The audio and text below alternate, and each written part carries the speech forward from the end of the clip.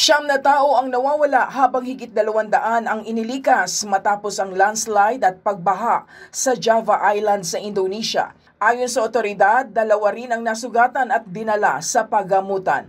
Pansamantala munang nananatili sa mga evacuation center ang nasa 250 katao. Nangyari ang landslide noong linggo dahil sa walang tigil na pag-ulan. Aabot sa 2,000 migrante sa Southern Mexico ang nagsagawa ng Holy Week March bilang pagtutol sa immigration policies ng Amerika.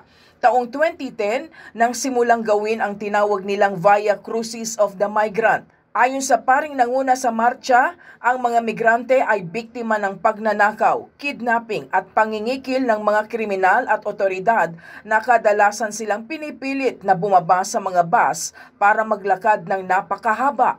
Libo-libong migrante ang naghihintay sa border para sa mga permit na nagpapahintulot na makatawid. Madalas silang nagsasagawa ng mga protesta at demonstrasyon upang manawagan ang pagpapabilis ng proseso. Nagtalukbong ang isang barista sa Kyiv sa Ukraine matapos tumama ang isang Russian missile malapit sa kanyang pinagtatrabahuang coffee shop.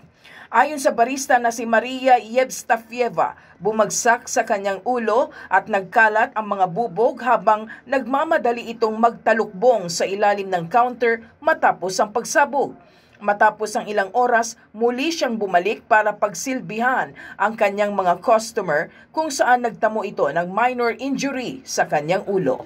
Joyce Salamatin para sa Pambansang TV sa Bagong Pilipinas.